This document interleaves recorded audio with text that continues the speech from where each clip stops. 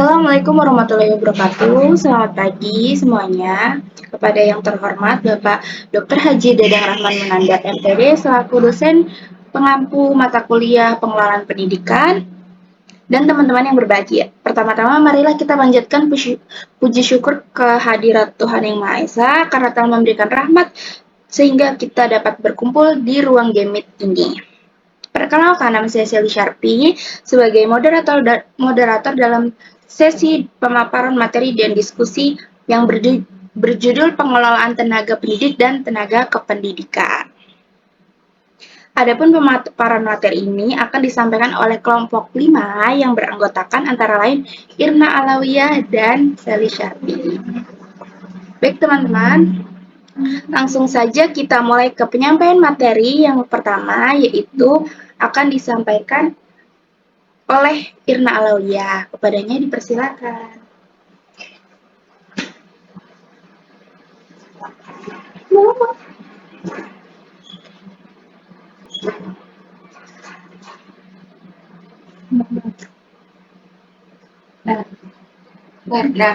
Baik teman-teman, langsung ke materinya. Jadi apa sih tenaga kependidikan? Jadi tenaga kependidikan itu adalah anggota masyarakat yang mengabdikan diri dan diangkat untuk menunjang penyelenggaraan pendidikan. Nah, sedangkan pendidik adalah tenaga kependidikan yang berkualifikasi sebagai guru, dosen, konselor, pamong belajar, widya iswara, tutor, instruktur, fasilitator, dan sebutan lain yang sesuai dengan kekhususannya, serta berpartisipasi dalam penyelenggaraan pendidikan.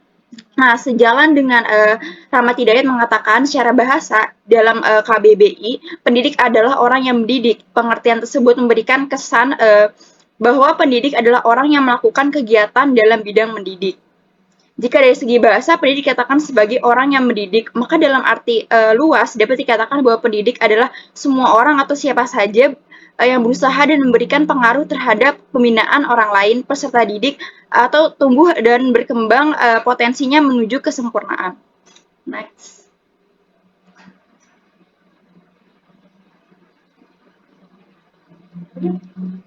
Nah, di sini ada tokoh pejuang pendidikan Ki Hajar Dewantoro. Ia mengatakan seorang pendidik yang baik harus tahu bagaimana cara mengajar, memahami karakter peserta didik, dan mengerti tujuan pengajaran. Nah, Ki Hajar Dewantoro juga mengatakan setiap orang menjadi guru, setiap rumah menjadi sekolah. Next. Nah, di sini ada tugas pendidik. Nah, dalam pasal 39 ayat 2 Undang-Undang Nomor 20 Tahun 2003 tentang Sistem Pendidikan Nasional. Nah, pendidik merupakan tenaga profesional yang bertugas merencanakan dan melaksanakan proses pembelajaran, melakukan pembimbingan dan pelatihan, serta melakukan penelitian dan pengabdian kepada masyarakat, terutama bagi pendidik pada perguruan tinggi. Nah, jadi dalam menjalankan tugas sebagai seorang pendidik atau guru juga harus mempunyai 4 kompetensi. Nah, apa aja sih 4 kompetensi itu? Nah, jadi 4 kompetensi yang wajib dimiliki yaitu kompetensi kepribadian, kompetensi pedagogi, kompetensi profesional, dan kompetensi sosial. Next. Nah, di sini ada syarat menjadi pendidik. Nah, syarat menjadi pendidik itu dalam pasal 42 Undang-Undang Nomor 20 Tahun 2003 tentang Sistem Pendidikan Nasional. Nah, syarat pendidik juga ada apa aja sih? Jadi ada 4. Yang pertama, memiliki kualifikasi minimum dan bersertifikasi sesuai dengan jenjang kewenangan mengajar. Nah, yang kedua ada sehat jasmani dan rohani. Yang ketiga ada memiliki kemampuan untuk mewujudkan tujuan pendidikan nasional. Dan yang terakhir ada penyelenggaraan pendidikan termasuk pemerintah dan pemerintah daerah berkewajiban untuk membina dan mengembangkan tenaga kependidikan yang diselenggarakannya, sebagaimana yang disebutkan dalam ketentuan pasal 44 Undang-Undang Nomor 20 Tahun 2003 tentang Sistem Pendidikan Nasional. Nah, selanjutnya ada tupoksi pendidik. Nah, tupoksi pendidik itu ada apa aja sih? Jadi tupoksi pendidik itu diantaranya ada yang pertama membuat kelengkapan mengajar dengan baik dan lengkap. Nah, yang kedua ada melaksanakan kegiatan pembelajaran, terus ada melaksanakan kegiatan penilaian proses belajar, ulangan dan ujian, terus ada melaksanakan analisis hasil ulangan harian, terus ada menyusun dan melaksanakan program perbaikan dan pengayaan, ada mengisi daftar nilai anak didik, melaksanakan kegiatan membimbing atau penyimbasan pengetahuan kepada guru lain dalam proses pembelajaran. Terus ada membuat alat pelajaran atau alat peraga, ada menubuh kembangkan sikap menghargai karya seni, terus ada juga mengikuti kegiatan pengembangan dan pemasyarakatan kurikulum, terus ada melaksanakan tugas tertentu di sekolah, terus ada mengadakan pengembangan program pembelajaran, terus juga ada membuat catatan tentang kemajuan hasil belajar anak didik, ada mengisi dan meneliti daftar hadir sebelum memulai pelajaran. Nah, yang terakhir ada mengatur kebersihan ruang kelas dan sekitarnya. Nah, terus di sini ada kode etik pendidik. Nah, jadi apa aja sih kode etik pendidik itu? Nah, jadi kode etik pendidik itu adalah landasan tingkah laku pendidik Indonesia dalam melaksanakan tanggung jawab keprofesionalannya pada bidang pendidikan. Nah, tujuan utama dirumuskannya kode etik ini itu adalah untuk memberikan jaminan supaya pekerjaan suatu profesi berjalan sesuai yang diharapkan untuk melindungi kebutuhan seluruh pihak sebagaimana patutnya. Nah, jadi kode etik pendidik itu diantaranya yang pertama ada beriman dan bertakwa kepada Tuhan Yang Maha Esa, terus ada setia kepada Pancasila, Undang-Undang 1945, dan negara. Yang ketiga ada menjunjung tinggi harkat dan martabat peserta didik. Yang keempat ada berbakti kepada peserta didik dalam membantu mereka mengembangkan diri. Terus ada bersikap ilmiah dan menjunjung tinggi pengetahuan, ilmu, teknologi, dan seni sebagai wahana dalam pengembangan peserta didik. Terus ada lebih mengutamakan tugas pokok atau tugas senegara lainnya daripada tugas sampingan. Terus ada bertanggung jawab, jujur, berprestasi, dan akuntabel dalam bekerja. Terus ada dalam bekerja berpegang teguh kepada kebudayaan nasional dan ilmu pendidikan. Terus ada menjadi teladan dalam berperilaku.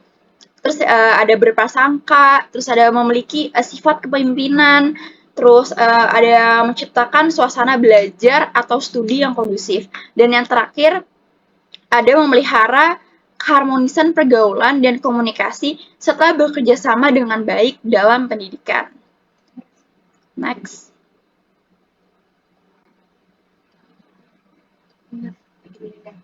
Nah, di sini ada salah satu contoh bagan atau struktur di suatu sekolah yaitu struktur atau bagian tenaga kependidikan. Jadi misalnya di suatu sekolah tuh ada kepala satuan, yaitu kepala sekolah, terus ada pendidiknya atau gurunya, terus ada wakil-wakil atau kepala urusan, ada tata usaha, ada laboran, ada pustakawan, ada bimbingan dan konseling, terus ada petugas keamanan, terus ada pelatih eskul. Nah, di bagian ini atau di struktur ini itu salah satu contoh tenaga kependidikan di suatu sekolah. Oke, selanjutnya materi akan disampaikan oleh Shelly Sharpie.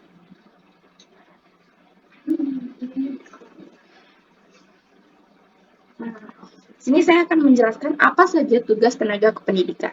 Menurut Departemen Pendidikan Budaya tahun 1983, Undang-Undang Nomor 2 Tahun 2003 Pasal 39 menyatakan bahwa tenaga kependidikan bertanggung jawab untuk melaksanakan administrasi, pengelolaan, pengembangan, pengawasan, dan pelayanan teknis untuk menunjang proses pendidikan di institusi pendidikan. Nah, yang kedua, pendidik adalah tenaga profesional yang bertanggung jawab untuk merencanakan dan melaksanakan proses pembelajaran, melakukan pembimbingan dan pelatihan, melakukan penelitian, dan pengambilan gambar. Ya, next. Sebentar. Nah, di sini ada hak tenaga pendidik dan kependidikan. Di hak tenaga pendidik dan kependidikan ini yang pertama ada penghasilan yang pantas dan memadai dengan jaminan kesejahteraan. Yang kedua ada penghargaan yang sesuai dengan tugas dan prestasi mereka. Yang ketiga ada pembinaan karir yang memenuhi persyaratan pengembangan kualitas. Yang keempat ada perlindungan hukum atas tanggung jawab dan hak untuk memanfaatkan hasil kekayaan intelektual.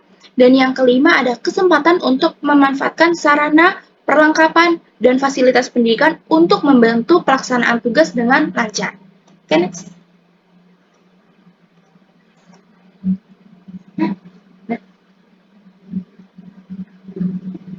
Nah, yang ketiga ini ada kewajiban tenaga pendidik dan kependidikan. Kewajiban tenaga pendidik dan kependidikan itu apa sih? Yang pertama ada menciptakan lingkungan pendidikan yang bermakna, menyenangkan, inovatif, dinamis, dan terbuka untuk diskusi. Yang kedua, menunjukkan komitmen profesional untuk meningkatkan kualitas pendidikan. Yang ketiga, menunjukkan contoh dan menjaga reputasi lembaga, profesi, dan posisi sesuai dengan kepercayaan yang diberikan kepadanya.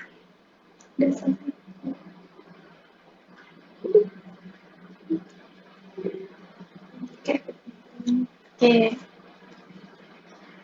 Sekian pemaparan materi dari kelompok 5. Untuk sesi selanjutnya, sesi tanya jawab dari kelompok 1 sampai kelompok 12. Pertama kita persilakan kelompok 1 untuk bertanya.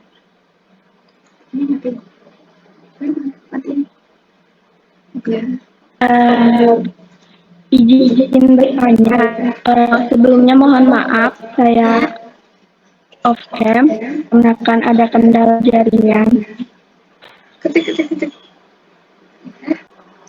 Izin bertanya, tadi kan ada Anda menjelaskan mengenai tugas kependidikan. Nah, untuk setiap tugas kan lancar gitu, pasti lambat. Nah, apa sih hambatan apa hambatan-hambatan dari tugas kependidikan gitu? Nah, terima kasih. Baik, terima kasih untuk kelompok 1. Untuk kelompok 2, Baik, dari kelompok 2, saya Akila izin bertanya. Pada bagian hak pendidik dan tenaga kependidikan, di poin mereka berhak atas penghasilan yang pantas dan memadai dengan kesejahteraan. Nah, di Indonesia ini kan penghasilan yang diberikan kepada para pendidik dan tenaga pendidikan honorer masih terbilang sangat rendah. Menurut kalian, apakah penghasilan tersebut berpengaruh terhadap pengelolaan pendidik dan tenaga pendidikan? Terima kasih. baik, terima kasih untuk kelompok 2 atas pertanyaannya. Dipersilakan untuk kelompok 3. Izin bertanya, selamat pagi. Saya dari kelompok 3, namanya Vanessa. Izin bertanya untuk kan kalian ini pengelolaan tenaga kependidikan. Tenaga pendidik itu di Indonesia banyak sekali beragam dari latar belakang. Oke, pertanyaannya bagaimana pemerintah Indonesia memastikan adanya kesetaraan dan inklusi dalam akses pendidikan bagi tenaga pendidik yang berbeda latar belakangnya. Terima kasih. Baik, terima kasih kelompok 3 atas pertanyaannya. Untuk kelompok 4, dipersilakan. Izin bertanya, bagaimana peran sebagai tenaga kependidikan dalam meningkatkan mutu kependidikan di Indonesia? Terima kasih. Baik, terima kasih kelompok 4 atas pertanyaannya. Untuk kelompok 6, dipersilakan.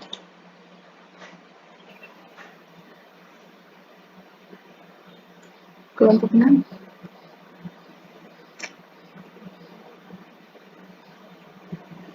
Kelompok 6. Ada. Mungkin bisa di next. Baik, kelompok 6 kita next dulu ya. Untuk selanjutnya kelompok 7, pertanyaannya.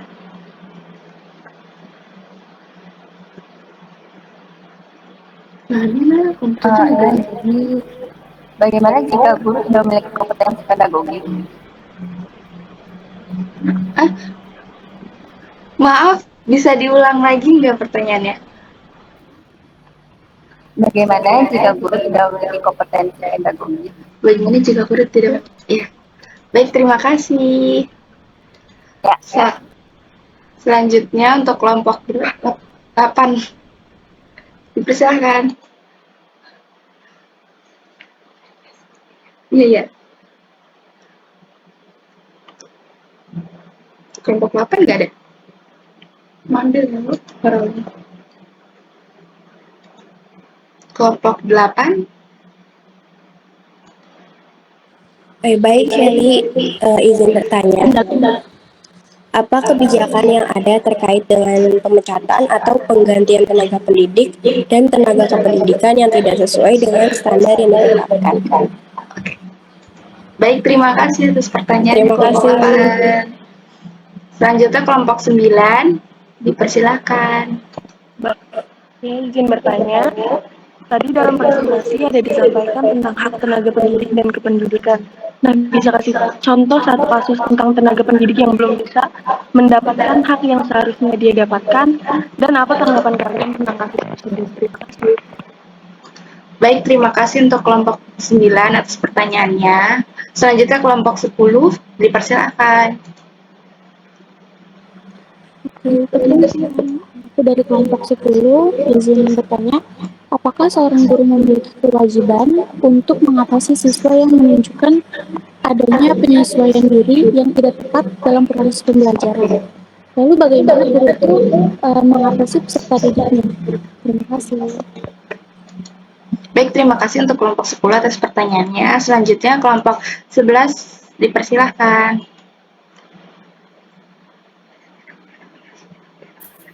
Izin bertanya, untuk kelompok 11 ini mau bertanya bagaimana pendidikan inklusif itu dapat mempengaruhi pengelolaan pendidik dan tenaga pendidikan.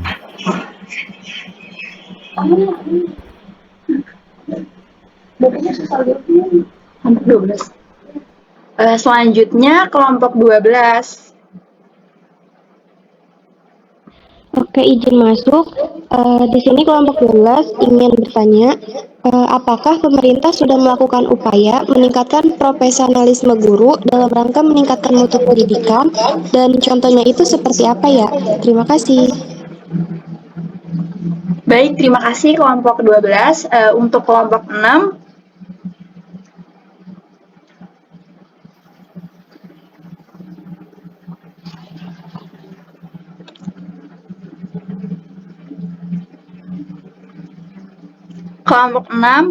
diizinkan bertanya.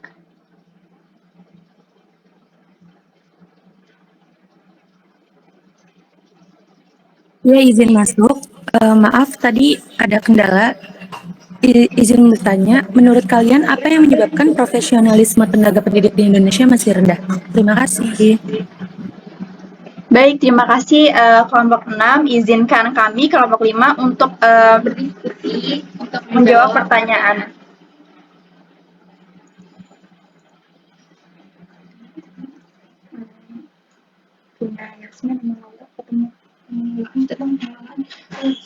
Pengelolaan tenaga pendidik. Nyari jawaban siapa? Bisa mereka gitu.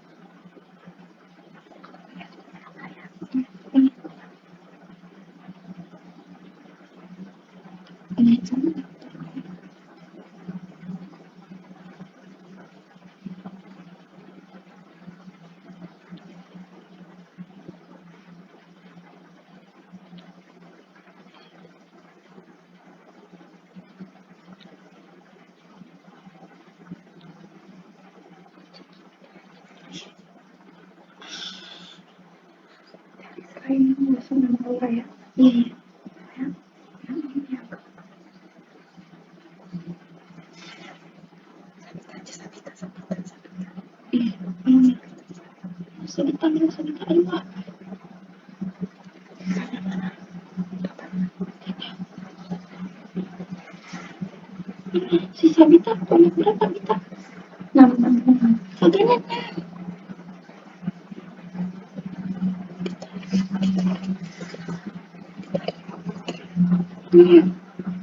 Apa kelompok dikit apa?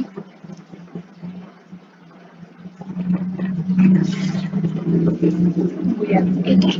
Baru takutnya iya gitu. Iya.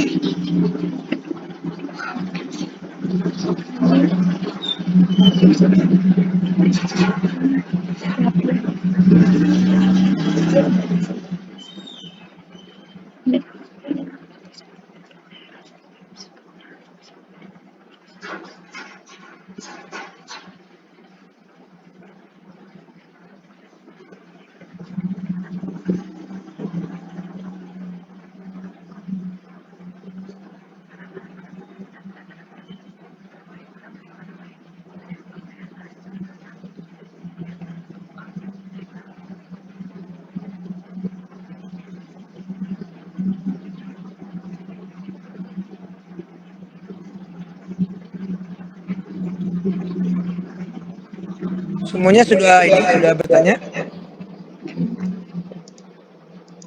Sudah, Pak. Oke, ya sambil nunggu teman kamu menjawab. Di pengelolaan tenaga kependidikan ini sangat penting ya. Tapi banyak masa-masa yang krusial. Tapi pada dasarnya bahwa pendidikan ini bisa sukses kalau tenaga pendidikannya bermutu. Ya, bermutu itu bisa dilihat dari variabel standar, itu contoh pendidikannya. Ya, harus sarjana. Juga mutu itu bisa dilihat kalau dari sertifikat ya, dari kinerjanya ya. Nah ini semua tentu perlu direncanakan dengan baik. Bagaimana kita bisa melihat bahwa sebuah lembaga pendidikan ini bermutu kalau memang perencanaan tenaga kependidikannya bermutu. Perencanaan itu tentu saja dalam rangka efisien, menempatkan guru sesuai dengan ahlinya. Tapi memang dalam konteks kekinian ya, guru yang menyampaikan nilai-nilai itu artinya sesuatu yang membentuk seseorang ya, nilai peradaban. Jadi kalau guru matematika itu saja tidak cukup hanya mengajarkan materi matematika saja, tapi itu harus mengandung nilai kejujuran, nilai keuletan, nilai konsistensi, berpikir sistematis dan sebagainya. Dan itu dipahami. Dan banyak sekali strategi yang digunakan. Kadang-kadang strategi yang digunakan ini kalau memang tidak dikelola dengan baik bisa jadi bumerang ya. Kamu pernah mendengar atau melihat ya, ada seorang guru yang dikepel matanya sampai bocos ya. Ada guru yang digebugin oleh orang tua siswa. Ada guru yang ditusuk oleh siswa karena ditegur karena ingin ikut ujian UTS tidak di. Ada guru yang didenda 100 juta dan mau dipenjarakan karena menegur sekolah. Ada guru anak didiknya tidak sholat. Nah banyak hal-hal yang terjadi seperti ini karena memang ada dua hal. Pertama dari sisi eksternal ya. Jadi pengaruh-pengaruh informasi yang sangat bebas terbuka. Kemudian juga kita sendiri sebetulnya dalam pendidikan ini selalu dibayang-bayangi oleh pelanggaran HAM. Padahal bisa tidak melanggar apabila ada kesepakatannya, ada komitmen antara siswa dengan guru seperti saya dengan Anda ada komitmen di awal perkuliahan ya. Jadi hal yang disepakati lah yang kemudian diaktualisasi dalam layanan pembelajaran. Nah, ketika ini guru mungkin dari sisi kinerja ya, kinerja yang kelihatannya belum standar. Baik, ini tambahan dari saya. Silakan kelompok 5 menjawab, cukup 3 soal saja. Silakan. Baik, Pak. Ya. Oke, baik. Kelompok 5 akan menjawab pertanyaan kelompok 1. Jadi tadi kelompok 1 pertanyaannya apa saja hambatan-hambatan yang terdapat dalam pengelolaan tenaga pendidik dan tenaga kependidikan. Nah, jadi hambatan-hambatan yang terdapat dalam pengelolaan tenaga pendidik dan tenaga kependidikan antara lain yang pertama, keterbatasan sumber daya. Jadi terbatasnya anggaran dan sarana fisik seperti gedung sekolah, peralatan, dan buku pelajaran dapat mempengaruhi pengelolaan sumber daya manusia di bidang pendidikan. Yang kedua, mutasi dan rotasi tenaga pendidik. Mutasi dan rotasi guru seringkali dapat mengganggu kontinuitas pembelajaran, terutama jika tidak dikelola dengan baik. Nah, yang ketiga ada kurangnya pelatihan. Kurangnya pelatihan dan pengembangan profesional bagi tenaga pendidik dan kependidikan dapat menghambat peningkatan kualitas kependidikan. Nah, yang keempat ada kurangnya motivasi. Faktor-faktor seperti insentif yang rendah dan kurangnya pengakuan dapat mempengaruhi motivasi tenaga pendidik dan kependidikan. Yang kelima ada birokrasi yang rumit. Nah, birokrasi pendidikan yang kompleks dan aturan yang berbelit-belit dapat menghambat efisiensi pengelolaan. Yang keenam, ketidaksetaraan akses. Nah, pendidikan membuka akses ketidaksetaraan akses pendidikan. Jadi membuka akses ke pendidikan terutama di daerah pedesaan dapat membuat pengelolaan sumber daya manusia di bidang pendidikan menjadi lebih rumit. Yang terakhir ada perubahan kebijakan pendidikan. Perubahan kebijakan pendidikan yang sering kali terjadi dapat membingungkan pengelolaan sumber daya manusia.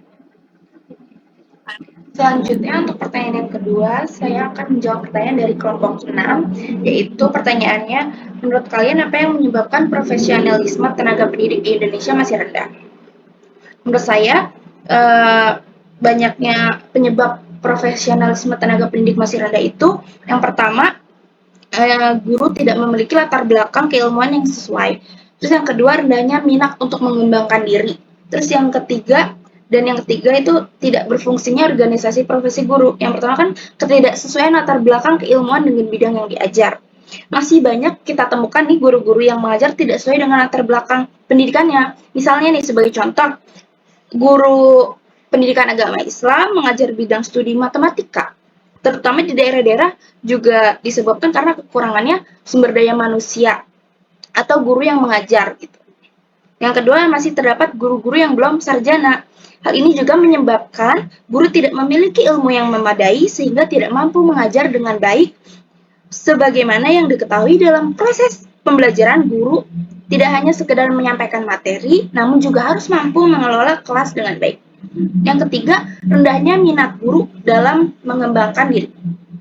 Dalam hal ini masih banyak guru-guru yang malas untuk meningkatkan kompetensinya dalam mengajar. Guru merasa sudah cukup dengan gelar sarjana yang dimiliki dan merasa sudah mampu untuk mengajar, sehingga tidak perlu lagi mengikuti pelatihan-pelatihan untuk pengembangan dirinya. Nah, yang keempat, masih banyak guru-guru yang tidak fokus karena disibukkan dengan pekerjaan lain untuk memenuhi kebutuhan sehari-hari. Selain itu, guru pun tidak memiliki banyak waktu untuk kalau misalkan guru nggak fokus nih, punya pekerjaan lain, itu kadang guru tidak memiliki banyak waktu untuk membaca dan menulis. Dan yang kelima atau yang terakhir, organisasi profesi guru juga belum berfungsi dengan baik. Namun sayang, organisasi-organisasi yang ada belum secara maksimal mengupayakan profesionalisme guru sebagai anggotanya. Untuk pertanyaan ketiga akan dijawab oleh Irna. Nah, pertanyaan ketiga kita akan menjawab pertanyaan dari kelompok 4 dari Laura. Jadi, dia pertanyaannya adalah bagaimana peran sebagai tenaga kependidikan dalam meningkatkan mutu pendidikan di Indonesia. Nah, jadi Peran tenaga kependidikan dalam meningkatkan mutu pendidikan di Indonesia sangatlah penting. Jadi ada apa aja sih? Yang pertama, dukungan administratif. Jadi tenaga kependidikan seperti petugas administrasi sekolah, perpustakaan, dan lainnya berperan dalam memastikan kelancaran operasi sekolah, termasuk administrasi guru dan siswa. Yang kedua, pemeliharaan sarana dan prasarana. Petugas kebersihan, tukang, dan petugas pemeliharaan lainnya bertanggung jawab menjaga fasilitas fisik sekolah agar kondisinya baik, yang berdampak langsung pada lingkungan pembelajaran. Nah, yang ketiga ada pendampingan dan bimbingan.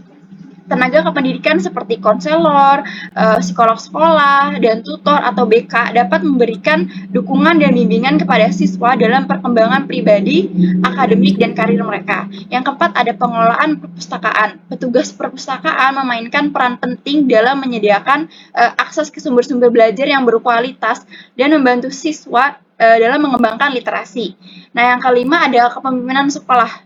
Beberapa tenaga pendidikan seperti kepala sekolah atau wakil kepala sekolah memiliki peran yang sangat penting dalam merancang strategi dan kebijakan sekolah yang fokus pada peningkatan mutu pendidikan. Nah, yang terakhir ada partisipasi dalam pengembangan kurikulum. Tenaga kependidikan dapat memberikan masukan dalam kurikulum perencanaan dan pengembangan yang relevan dan efektif. Nah, jadi melalui peran-peran ini, tenaga kependidikan dapat memberikan kontribusi yang signifikan terhadap peningkatan mutu pendidikan di Indonesia dengan menciptakan lingkungan pendidikan yang mendukung, efisien, dan fokus pada perkembangan holistik siswa. Sudah ya? Sudah Pak. Sudah 3 ya. Oke. Walaupun cepat nih menjawabnya nih ya. Ya saya susah mengikutinya nih. Tidak apa-apa. Jadi saya ingin mengingatkan lagi tugas individu itu ada ini ya, ada 5 ya, 4 atau 5 ya. 1 mereview makalah, mereview 2 mereview handout, 3 mereview penampilan tadi ya yang disampaikan oleh teman kelompok 5.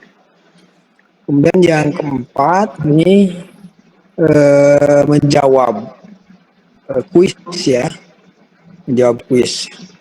Kemudian yang kelima ada kuis di saya nih 1 ya. Tolong catat nih kelompok 5 nanti di upload di YouTube, upload di WA group. Jadi tugasnya coba tulis dan coba identifikasi dan tulis beberapa kasus yang dialami oleh guru ya. Kalau kasus itu kan artinya kejadian yang spesifik ya, tidak berlaku umum gitu ya, baik yang masyarakat maupun juga perilaku yang tidak sesuai dengan moral ya, dengan ini masing-masing 5 ya. Jadi boleh dia dibuat dalam bentuk tabel. 1 misalkan nomor kolom 1, kedua kasus yang dialami guru ya, ketiga di mana tempatnya ya, dan jelaskan kasus apa. Harus jelas karena ini kan bukan mengarang. Di mana faktanya, di mana, di sekolah mana, di daerah mana ya, dan jelaskan. Begitu mengapa terjadi. Jadi ada sekitar 4 kolom ya, nomor, kemudian kasus yang dialami guru, kolom yang kedua, kolom yang ketiga kejadiannya di mana, kapan dan di mana ya. Kolom keempat baru ceritakan ya, minimal 1 paragraf jelaskan ya. Ini tugas individu yang kelima. Kemudian tugas kelompok saya ingin mengingatkan. Pertama, menyusun makalah sudah, menyusun PPT sudah, tinggal Anda membuat laporan diskusi ya. Biasa lampirkan kehadiran ya, screenshot dan kehadiran, ditandatangan ya kehadirannya ya. Kemudian pertanyaannya jangan dijawab, hanya ada pertanyaannya saja. Ini tugas dari individu, terutama buat laporan tadi. Itu saja yang ingin saya sampaikan. Silakan. Ada pertanyaan? Bapak maaf untuk pertanyaan yang tadi, yang kasus itu diketik atau ditulis tangan, Pak? Tulis tangan. Baik, baik, terima kasih, Pak. Ya. Ini pribadinya harus pengertian. Yang lain? Tutup kesimpulannya. Ya. Halo?